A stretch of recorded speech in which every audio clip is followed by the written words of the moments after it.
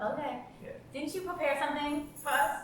I did prepare something for you, yes. My James has something to show y'all. No, Rena. People believe what they want to believe. What they made up in their mind to believe. I know what it looked like when I was gone all the time, not bringing home any money, but you could have noticed I was tired. You could have said, Donnell ain't talking too much because he's tired. You could have noticed how I wasn't acting like somebody running the streets, that I wasn't coming home smelling like alcohol and perfume, that I wasn't dressing like somebody running the streets. If you had thought it all the way through, you would have noticed how excited I was when I got that job at UPS. How I asked you if I could take it. You would have noticed how I was busy planning things, that I wasn't sitting around drinking beer and playing cards. If you thought it all the way through, you would have noticed. But you ain't see all that. You ain't see the new Donnell. You still working off your memory. The past is over and done with. I'm thinking about the future. You're not the only one that thinks about Jesse. Yeah, maybe I could have talked to you about the house. Maybe I did do it wrong, but I've done it. I tried to show you that I love you, and what'd I get for it? Sing. Oh! How did that feel? Good. My acting coach always says it looks better than it feels. Where'd that monologue come from? That is from Jenny. Jenny. I actually auditioned with it recently for the Actors Studio, and we got a call. There are like stages to getting into the Actors Studio. How many checks you need? 3 checks? It's pretty extensive. Okay, how long did you prepare? We prepared that for about a month. I mean, I've been working on Jitney for a while, and the character resonated with me. And yeah, so I mean, I worked on that. I've been working on that monologue in particular for a couple months. What was the latest thing that you've done? Black Mirror. Black Mirror. Black Mirror. So I got the audition. It was for a Friday, and I was going to do a photo shoot because you gotta make money, right? Right. So I was going to a photo shoot for Amtrak on that Friday, and I got it the day before, and I told my agent, I'm not gonna make it. I don't even know what I was thinking. I'm like, how am I not going into office for Black Mirror? Right. And I told my agent I can't go because I have the job, right? And so they worked it out that I was able to self-tape. So I get to the hotel around 6:30. It still blows my mind how this business works, and it blows my mind like how it happens, because I self-taped that in the bathroom of a hotel using something called Rehearsal Pro as my scene partner. I used my own voice back to me to audition for this Black Mirror. So I go into the bathroom with like, and you're thinking about lighting, so the lighting's terrible in the bathroom, but the sound is good in the bathroom, and I'm able to jerry-rig some type of, tripod situation for this audition, but the light sucks. Hashtag actor life, right? So I'm in there and I tape it with my own self, doing lines back and forth, and I'm like, this is crap. This is terrible. I'm not sending it. They're gonna hate it. They're not gonna love it. I send it, right? And they love it because he was on it. And I get picked. Right. We are the worst critics. We are our worst critics, right? We shot in Brazil, and I was down there for more than a week, so I had time to vacation as well as shoot and act. Like, if you could ball up everything that I love to do in life and put it in one experience, that was it, right? And you almost gave that up. And I almost didn't send that audition tape in. Like, I was like, honestly, I was like, this is shit. There's no reason for me to send this in. But it's better to send it in and let them decide what they want, because you did your part. Do your part, and let them worry about what they have to do. Right. All right, so when was the last time you had hot chocolate? Last time I had hot chocolate, it might have been this winter, but I can't say for sure. Cheers. Oh, that's dope. Hey, that's good. All right, so we were going back to your audition, and we were saying that how we are our worst critic, right? Yes. And I was saying that sometimes we throw away an opportunity thinking about things are about us when it's really not about us. Right. Right? And for auditioning, the director knows what they want. We're here to serve the script. Yeah, and it's like when we get out of our own selves, beautiful things begin to happen. Yeah. Sometimes it's you, sometimes it's not you. You know what I mean? Right. But another one you hear actors often say, or that I've been told, is that what's meant for you is meant for you. You know what I mean? And Agreed. you know. Agreed. And if you can kind of coast on that, like feeling, like then you know, there really are no struggles to the game. It's just like you just coast on knowing that what's meant for you is meant for you. And what will be, what will be. You know? Agreed. So you may think that when you're going against someone, you're not going against anyone but yourself. I think what you know is we live in somewhat of like a competitive type of society, right? Mm-hmm. We compete in sports, we compete in all these different arenas, right? Right. Like, and we always think it's a competition, so we kind of have a mindset of it's a competition. I just want to be better than I was yesterday. Right. I want to be the best me I can be, Agreed. right? Like, Agreed. and if you're focused on making yourself the best you that you can be, then everything else will fall into place. Like, I believe that. I believe that you know, you work on yourself, and and all things will. Yeah. Come together. Yeah. Yeah. How did we meet? Do you even remember? Oh man, yeah. You don't. I know you don't. What are you talking about? It was like 2 meetings. Yeah. No, I remember the first time. I Go, remember go, the go. first time we met Go. to sit down and talk about James and Danielle, which was at Flatiron. Yes. Remember that? Yes. Yes. That was yes. the first time, Italy. though. Italy. Italy. Yeah. Yeah, in Flatiron. Mm-hmm. But apparently that wasn't the first time we met. No. We met shooting Finding Me in Jersey. Yes. Jersey. And you forgot that. You were like, she was on that. I was like, how'd you miss me? How'd you miss me? You were wearing something stunning that day too. Or- Yes, it was like It was a a- fuchsia, Yeah. orangish. Oranges. Yeah. I was gonna say orange, but I knew it wasn't like orange. No, guys don't know colors. Yeah, I don't know colors. When did you start acting, Yeah. modeling, and why? A plethora of reasons. You know, you want to point to one specific thing, but it's really not. It's like a culmination of events that transpired and something happens, right? So a couple of those things were I had just gotten out of a relationship that was 2010? 2008, Okay. 2009. I was like in, a 3-year relationship, and that came to an end. And then it was like, what am I gonna do with my life, right? So you weren't doing anything in that relationship? I mean, You were just, I'm the boyfriend. I'm the boyfriend. I was a teacher. Okay. I was a teacher, and yeah, I don't want to delve too much into that relationship. And everything for a reason. And so that ended, and then I was living in North Carolina at the time, and I moved back to Allentown, and it was like, okay, I'm in Allentown, and I have a degree in education.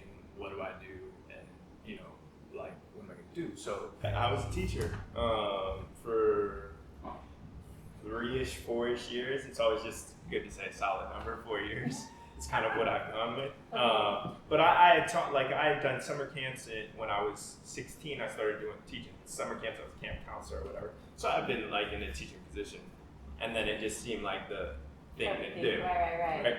Make money too. Make money, right. So I got back from North Carolina, and I was a teacher, and I had to I just was in a place in my life, and I needed to figure things out. And so I had loans to pay, and Are they paid off? no. We'll always have loans to pay. So I got back home, and I was like, all right, well, what do you do as a teacher? You get more education, so you can get more pay, so you can pay more loans, right? Right. The cycle. Right? So I enrolled in graduate school and took out more loans. And I enrolled in graduate school, and I was teaching, and I was delivering papers at 2 a.m. Whoa. So for a year and a half straight, 4 days out of the week, my days were 2 a.m., 3 a.m. till 10 at night, nonstop, right? And then, so I was going to, and delivering papers is a seven day, like nonstop holidays, every day of the week, like you got to do it, right? You deliver paper. Right. I loved it because I love being up early in the morning. I love getting out there. It's something very peaceful. You walk, right? Or you drive and then you walk around the neighborhoods where you're delivering the papers. But I loved it because I just love the morning energy. And so I was doing that and then going to teach kindergartners and then going to grad school to get an education. Wow. And so, all of that was going on. And I also started reading like books. I think this is when my passion for reading really kind of began. I mean, I always read as a kid. Like I was into Goosebumps. I just always had I just always loved reading. But it became, like I kind of put it to the side, like when it was all educational stuff, then I started reading things that were more geared toward what I like, which is I just like improving. So I read a lot of what they call self-help books, which I don't like to call it because I think that anybody who, you know what I mean? Like, I don't know. Whatever the case. Help yourself. Yeah, I don't know what category to put it in, but I read books that inspire the hell out of me all the time. There we go. I got 5 in my bag right now. I know you read a lot. We've been on set in your apartment and I've seen the books. Yeah, very inspiring. So I was reading books and I was doing this, and one of the things that came to me in one of the books that I read was Listen to the Signs of the Universe, right? And what had happened was I fell asleep at the wheel of the car delivering papers one morning, hopped the curb, missed the pole by about 2 feet. And that was the first incident. Again, reading these books, and they're like, whatever you want to do with your life, you can do if you put your mind to it. Just think the thoughts and you can make things manifest in your life. And I'm like, all right, cool. So at the same time, these thoughts of like, if I don't get into modeling, if I don't get into acting, it'll never happen, right? So all those thoughts are going through my mind. This signs from the universe thing is going through my mind, right? Things are beginning to happen. And then one of the things I read was like, seek out people who know more than you do, right? And so I knew somebody who was in the business, so I sought that person out, but not until I got in a car accident driving to Ocean City, Maryland with my family in the car. One of those like experiences, we were driving and then volume traffic out of nowhere, boom, right? I was so exhausted. I couldn't tell you if maybe if my head nodded, right? You know what I mean? Like it just, everything happened so fast, right?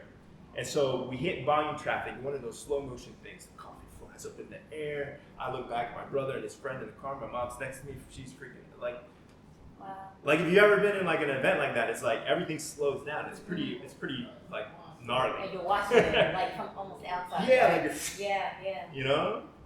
And and that happened, and we sat there. And I was a pack-a-day smoker, and like at this time. Austin, I'm learning so much about you right now. Yeah, I used to smoke Black and Milds by the pack on it every day for 7 years. And I was sitting on the side smoking Black and Mild, and I'm like, I'm not gonna live this life anymore. Literally, I drove home in the car that day, and was like, we were about an hour and a half away from Allentown. And in the car ride home, after all of those thoughts going through my mind about what I was reading in the books, and after all like the experiences that were, I was like, if there's any kind of wake up call, then this is a wake up call about what I need to be doing with my life. And I was like, then I summoned up the courage to find, like, if I'm being real honest, I didn't believe in myself. I didn't, you know what I mean? Like I didn't have the belief that I was capable of doing the things that I've been able to achieve at this moment in my life. Wow. You know what I mean? And so that experience happened on the car ride home. I'm like, I can't, this is the ultimate. Like this isn't sustainable. I can no longer live my life like this. Something more drastic will happen if I continue to do this. Yeah. So I was like, all right, whatever. I got into modeling and acting because I had a lunch at Panera Bread with a friend of mine's mom, somebody who's in the business. Her mom, like they started the business. And she started when she was a child and got into it and had real success. And I talked to her mom, and she was like, "Go to this agency, Pro Model Agency. It's now Look Models in Allentown, Pennsylvania." And I got into that. I got into that agency. I went there. I showed up, and they were like, "Yeah, you have a good look, whatever." Yada yada yada. Did a test shoot. They're like, "Bring everything you have." I took like garbage bags worth of clothes to my first test shoot, right? And so they had also an acting class, like acting 101, monologue work and stuff with my first acting coach, Lois. So Lois believed in me, and sometimes you need somebody who believes in you more than you believe in yourself in order for you to gain the confidence to believe in yourself as much as they do. Right. Wow. And she was that person for me. I always dipped my toes into some type of entertainment thing. I always had like something in me that kind of called me to be what I'm doing. But I never really actualized it, nor did I really fully see it, because of the fact that I didn't believe in myself. And she believed in me so much that I was like, yeah, this is what I'm supposed to be doing. Right. You know what I mean? We shared stories. She shared inspiring stories with me, and just like really cultivated a belief.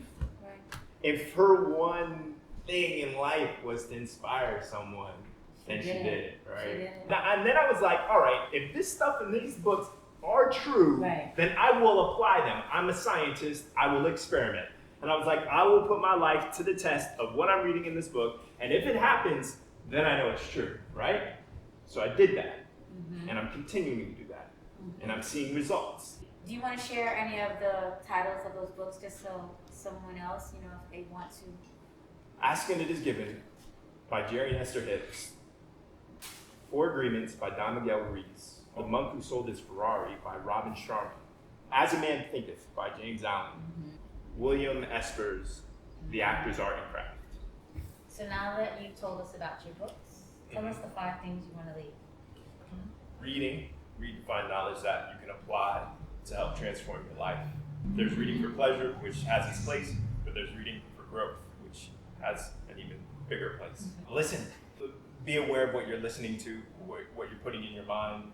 I listen to podcasts daily. Lewis Howes, Robin Sharma, Vishen Lakhiani are 3 podcasts that I listen to on the regular right now. I'm very aware of what I'm listening to. Thoughts, the thoughts that you think are very important, and you have to build a foundation to control what those thoughts are. Meditation, I don't care what meditation is to you. It doesn't have to be what it is to me. All it is finding your own inner peace, whatever it may be. For me, I like being in the park. I do a lot of self-reflection. I'm in the park a lot. I'm constantly analyzing myself and the progress that I've made and where I'm at, and where I can get better. So the last thing I said is be at peace with where you are, because this life is a journey. I think something I read, happiness is not the destination; it's part of the journey. Something to that effect. Just love the moment that you're in. Be at peace with it. You're at where you're supposed to be at. Enjoy it. If you have a long-term goal, I have a long-term goal. Just apply patience, persistence, and positivity. And that's something from a guy named Les Brown. Sign off. Signing off. Thank you.